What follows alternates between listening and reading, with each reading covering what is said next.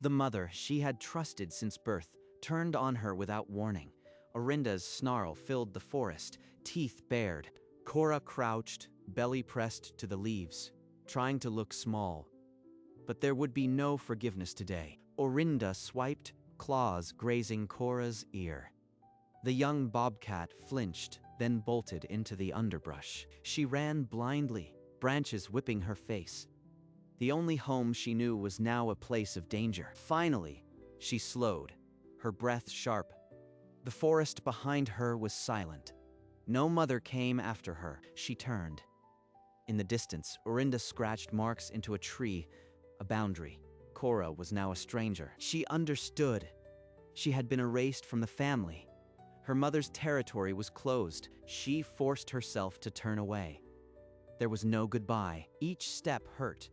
But staying meant death. Somewhere ahead, if she survived, lay her own home. But the wild would test every instinct she possessed. Dusk settled cold and heavy. Cora kept moving, but hunger twisted inside her like a knot. She had not eaten since morning. Every rustle in the undergrowth made her flinch. Her mother's lessons felt a world away now. A rabbit froze ahead, ears flat. Cora lowered herself, but her legs trembled with inexperience. She crept closer, one careful paw at a time. Then she pounced, but her timing was clumsy. A heartbeat too late. Her claws swiped empty air. The rabbit vanished, and she tumbled into a patch of dry grass. She lay still, breath shallow. Hunger made the world blur at the edges. When she rose, the light was nearly gone. She had nothing. No food, no den, only the coming dark. She found a fallen log and slid beneath its rotting trunk, pressing into the damp earth. Then, from the blackness came a pack of coyotes, yipping, howling, their calls echoing through the ridge. She pressed her body into the dirt. Out here, alone, she was no longer a predator. She was prey. Dusk came heavy. The forest broke, and a dark river of stone stretched across her path. She froze at the tree line. The strange path reeked of chemicals, a scent she distrusted. Then the ground rumbled. A metal beast screamed past, blinding and deafening. Cora threw herself into the ferns, heart slamming. The roar faded, but her fear did not. She lay trembling, knowing she must cross. But more of these things could strike at any heartbeat. She saw a gap. No sound, no light. She bolted, legs pumping across the black scar. A second beast rounded the curve. She twisted mid-stride, the wind off its metal skin ripping at her fur. She missed it by inches. Her paws hit the far side, and she tumbled into the undergrowth. She lay panting, eyes wide. The road growled behind her. She was alive, but nothing felt safe. The terror would not let go, but she was across. The unknown stretched before her now. By the next dawn, Cora stumbled upon a clear stream. She dropped her muzzle and drank until her belly ached. Then she saw a flicker of silver. She struck without thinking and tore a small fish from the shallows. The flesh was warm and bloody. For the first time since her mother drove her out, she did not feel hollow. She lifted her head to move on. Then a scent hit her. Sharp, bitter, unmistakable. Another bobcat. Claw marks raked the bark. Fresh. Cora's muscles locked. She was inside someone else's home. From the ferns, a pair of cold, golden eyes appeared. Vera had been watching the whole time. Cora tensed. Vera stepped forward with a guttural hiss. No posturing, only ownership. Vera lunged without warning. Cora dodged, but claws raked her flank. The pain exploded white. Not a fight. A banishment. Cora ran, hot blood matting her fur. The rival's yowls chasing her deeper into the brush. She squeezed into a dark crevice between rocks, shuddering. Outside, the forest fell silent. She was alone again, but bleeding. She licked the wound until the bleeding slowed, but the dark hours brought no comfort. Every muscle ached. By morning, hunger tore at her sharper than the claw marks. She forced herself upright and crawled into the light. She moved with aching slowness until a new sound reached her, a heavy rush of water, louder than any stream. The river churned wide and gray. She stepped to the bank and stared. There was no way around. She slid into the icy pool. The current seized her flanks and dragged her sideways instantly. Her paws fought for grip that was not there. A wave crashed over her muzzle, filling her throat. She bucked and kicked blindly, water roaring in her ears. For a long moment, the far bank vanished, then her claws hit mud. She heaved herself onto the opposite shallows, chest heaving. She collapsed, legs splayed, and for a few breaths just existed. Alive, slowly she shook the water from her coat, but the weight of the journey would not shake loose so easily. She pushed away from the river, hunger scraping her belly raw again. The forest here smelled different, drier, with a faint trail of rot on the wind. She followed the scent, each step a gamble. Then she saw it, a deer carcass, half hidden in dead leaves. Before she could reach it, a low growl rumbled from the shadows. Gar stepped out, massive and battle-scarred. He did not acknowledge her as a threat, only as a nuisance. He bent and tore a strip of meat without a second glance. Cora's muscles coiled to flee, but her stomach screamed to fight. She knew the math.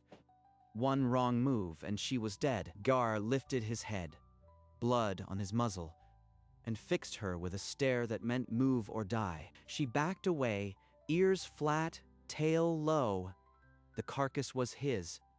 The forest was his. She turned and walked, the image of the meat burning behind her eyes. Another defeat. At a safe distance, she collapsed beneath a pine, panting.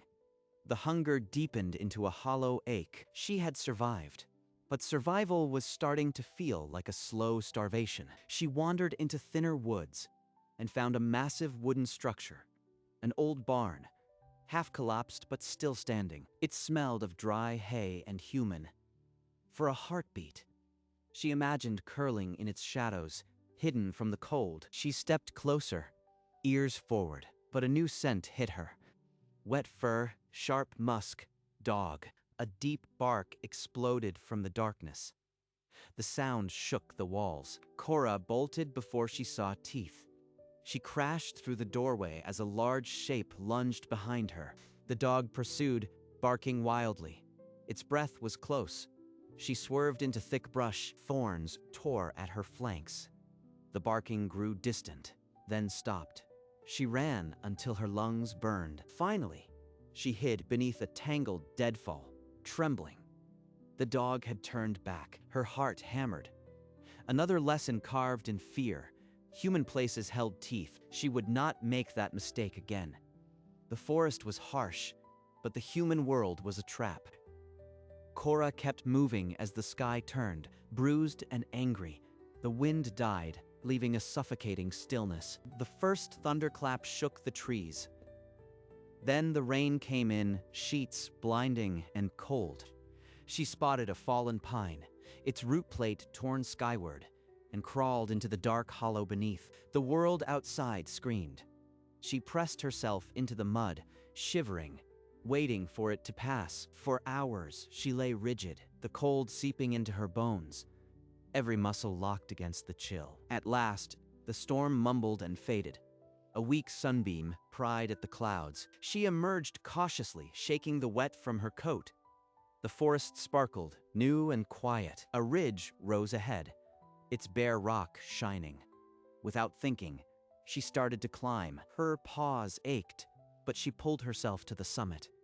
The valley below spread green and boundless. A faint golden line shimmered behind her. The descent would test if this place could be her home. The descent was steep. Loose stones skittered beneath her paws. Cora picked her way down, muscles bunched. When she reached the bottom, the ground softened. Rich earth and new green pressed against her pads. A rabbit grazed ahead, unaware. Cora froze, then moved with a fluidity she had never felt before. This time, her pounce was true. Her jaws closed around the spine. The rabbit went limp. She ate until her stomach strained, the warmth spreading through her like a promise finally kept. She lifted her nose and drew the valley in. No bobcat scent, only pine, loam, and the distant trickle of water. She raised her tail and sprayed a pine trunk, then clawed the bark in long, deliberate strokes. She marked 5 trees before dusk, each one a claim pressed into the quiet air. On a low rise, she found an old fox den, sheltered by roots. The entrance smelled dry, empty. She crept inside, turned twice, and curled into the dark. For the first night in so long, she did not shiver. By dawn, she was moving, marking every root and trunk within reach. The valley was beginning to smell like her. She paused near the den to rest, but a new scent stopped her cold. Faint, but unmistakably male. Her fur lifted. It was him, the big male from the deer kill, Gare. She scanned the ridgeline. A dark shape stood against the sky, motionless, watching. It was him, the same scarred face, the same heavy shoulders. He did not descend. He only stared down into her valley, as if measuring her worth. Cora backed silently toward her den, her tail stiff. She would not show her fear. For long minutes, neither moved. Then Gar turned and vanished over the ridge. Relief did not come. He would be back. The valley was no longer hers alone. She scraped her claws deep into the earth outside the den. A warning. This was her home. The next dawn, Gar descended the slope with a slow, deliberate gait. Cora stepped from the den, a low growl rumbling deep in her chest. He stopped 10 yards away, head lowered. Not submission, a question. They circled, muscles tight, testing the fragile line between fight and toleration. A soft chuff escaped Gare, the first sound he had made that did not feel like a threat. Cora held firm, forcing him to turn first. He did, vanishing into the trees without a fight. She rushed to where he had stood, clawed the earth, and left her scent deep in the dirt. That night, under a cold, sharp moon, she climbed the ridge and howled into the dark. The howl was not a cry for help. It was a declaration of ownership. This valley was hers.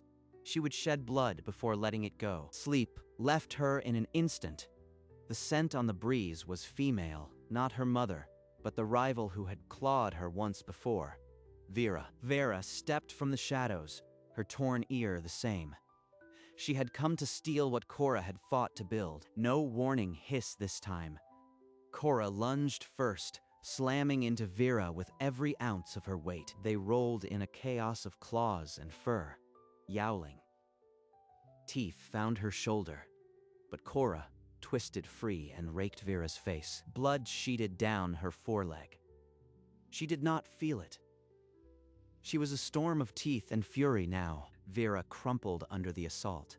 A final shriek, and she fled, limping, broken, her tail between her legs. Cora stood panting, watching until the rival bobcat vanished beyond the ridge. Only then did the pain roar through her. Her flank was torn, her muzzle wet with crimson. She staggered to the den entrance and collapsed. The world swam. She had not backed down. Not this time.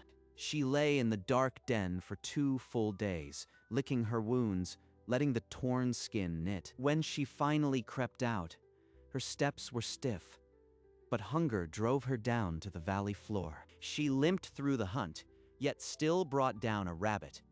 Each kill was a victory. That night, a new sound cut through the dark. Not a howl of loneliness, but of hunting. Coyotes. Their yips circled closer. Cora burst from the den, teeth bared and coat bristling. She charged the nearest shape, slashing and snarling. The pack scattered, surprised by her ferocity. They fled into the night. Cora dragged herself back, panting. She had held her ground. At dawn, she remarked every boundary tree with fresh claw marks and spray. When night fell again, she climbed the highest rock and howled into the dark. On that rock, under the stars, she was no longer a wanderer. She was the ruler of the valley. The season turned. Cora's coat gleamed, her ribs no longer showing. She had become the predator her mother would have feared. Then one dusk, a familiar shape emerged at the meadow's edge. Gare, but not as before. He approached low and slow, ears flat, chuffing softly. She hissed, but did not flee. He laid down, belly to the earth, and left his throat half-bared. The message was clear. Over the days, he stayed at the valley's edge. She let him. They hunted in careful parallel, shared quick glances, and then one morning, their noses touched. That touch sealed her choice. She did not drive him away. She chose to share the valley. Days later, they mated under the pines. The act framed her fate. New life would grow inside her. Her body changed. She grew heavier, her appetite sharp. She spent hours resting in the sun, conserving her strength. She lined the den with fresh leaves and soft moss, circling and pawing until it was exactly right. The valley had given her a home. Now it would give her family. The urge to hunt became savage as her body demanded more fuel for the growing kittens. She stalked a rabbit just below the den rise. Her pounce was slower now, but still lethal, dragging the kill back to the burrow. She devoured it in the dark, panting between bites. Then she rested, heavy and full. Her sides rose with the stirring of new life, but she could not stay idle. She scraped the den walls wider, hauling in more moss and grass for warmth. One afternoon, as she dozed at the entrance, a shadow cut the sun. A red-tailed hawk folded into a dive. She twisted, hissing, and scrambled backwards into the darkness. Talons raked the dirt where she had lain. The hawk shrieked and rose, empty-clawed. Cora huddled at the back of the den, heart hammering against her ribs. For long minutes, she stared at the bright opening, feeling the weight of her slowness. The valley was safe, but she was no longer the same force. Vulnerability clung to her now like a cold dew. The first pain seized her in the dark, a deep clench that stole her breath and refused to let go. Cora pressed her spine into the earthen wall, panting raggedly. Outside, heavy footsteps. Gare, standing guard, hour after hour. Her body heaved. Then, in a rush of fluid, the first kitten slipped into the world. She licked the wet, wriggling form, her rough tongue revealing the first spots of new life. Before she could rest, a second convulsion tore through her. Another kitten. Then a third. 3 tiny, mewling bundles squirmed against her belly. Blind and hungry, she nudged them closer, her body curling into a fortress of warmth. Exhaustion dragged at her bones. Each tiny mouth found milk.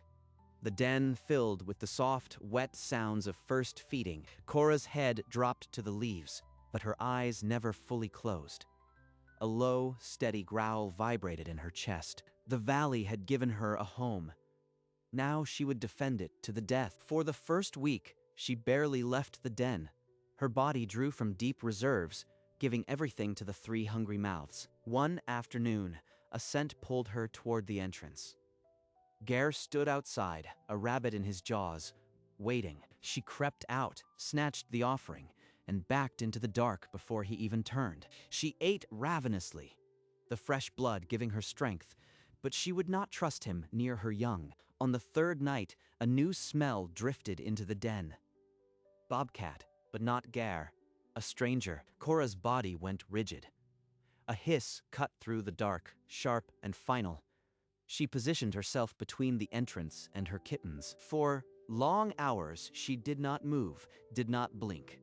The scent gradually faded, and the forest breathed again. The next morning, 2 pairs of cloudy blue eyes looked up at her. The kittens were beginning to see the world. They wobbled on unsteady paws, mewling softly. Cora nudged them back into the warm nest with a low chuff. They were alive, but the valley was never silent.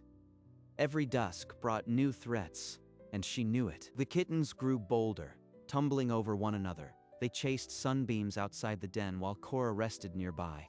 Cora rose and demonstrated the low hunting crouch. The kittens watched, wobbly paws mimicking her every movement. A sudden storm broke the peace. Rain hammered as the stream below the den swelled into a brown, churning torrent. Water crept up the slope, lapping at the den entrance. Cora's eyes widened. The burrow was no longer safe. She seized the nearest kitten by the scruff and ran higher, legs straining against the climbing flood. Half blinded by rain, she dragged the first to a rocky ledge, then plunged back down into the rising water. Again and again, she plunged into the flood, each time returning with a sodden, squealing kitten, until all three were safe. The last kitten dangled limp, but its mew cut through the storm, alive. She laid it among its siblings on the warm stone. On the high rock, the four huddled as the water swallowed their den below. Cora panted, soaked but victorious. She licked each kitten gently as the storm began to fade. The family had survived. When the flood receded, Cora led them higher, to a den beneath a granite overhang that no water could reach. The days blurred into a rhythm of teaching. Their legs grew long, their spots fading into the muted coat of adults. She showed them the pause before the pounce, the stillness that fooled the sharpest prey. Gar appeared at the clearing's edge, his presence no longer a threat. He was tolerated, a silent part of the valley. The young ones tumbled over him without fear, their mock battles spilling across the grass. Cora lay on a sun-warmed log, watching. The scars along her flank pulled tight with age, but her eyes were calm. Each dawn, the siblings fanned out, exploring the valley's curves, but always returned to the den by dusk. She had done what her mother could not. She had given them a home, not just a territory, a lineage. 50 miles of blood and alone had led to this. And she would never leave. But in the wild, a mother's greatest triumph always comes with a quiet truth. One day, they must leave. Without ceremony, the eldest female walked past the valley's edge and into the tree line. She did not look back. Cora watched from the ridge, her amber eyes following the movement until the spotted fur disappeared in the pines. She did not call out. She had raised them to leave, just as she had been forced to go. The male left days later, his path winding toward the northern hills beyond her territory. The youngest lingered, circling the den as if to capture its scent. Then she, too, vanished into the wild. Cora sniffed the den walls. The moss still carried the warmth of her litter, but she did not grieve. The valley was hers, thick with rabbits, rich with what she had built. That night, she lay at the entrance, alone for the first time. The silence held no emptiness. Her journey closed the circle. 50 miles, 3 directions. Her blood now carried into the unknown. She had found her home, and it would remember her. From the day Orinda drove her out, Cora had walked alone through a world that wanted her dead, a road that nearly took her life, a river that tried to swallow her, 2 rivals who left her bleeding. But she did not stop. She climbed the ridge and saw the valley that would become her kingdom. She fought for it, bled for it, and when the time came, she shared it with a mate who would help her continue. She gave birth in the dark, saved her children from the flood, and taught them the secrets of survival. Now, her kittens have scattered into the same wild that once rejected her. They will find their own valleys, and they will bear the same scars, the same fierce will that carried her 50 miles. The route line that once guided her fades, but the journey never ends. It only moves on to the next generation.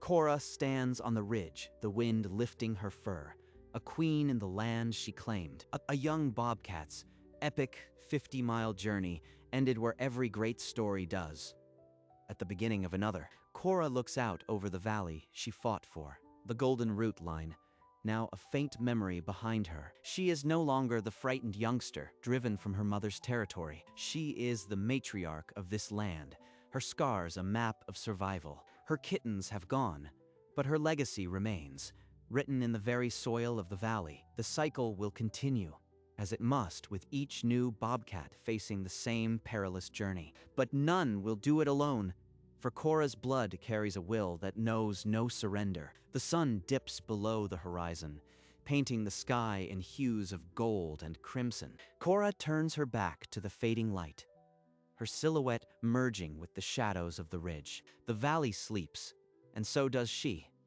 Queen of her own small world, the journey ends, the wild breathes, and somewhere, a new bobcat begins its own.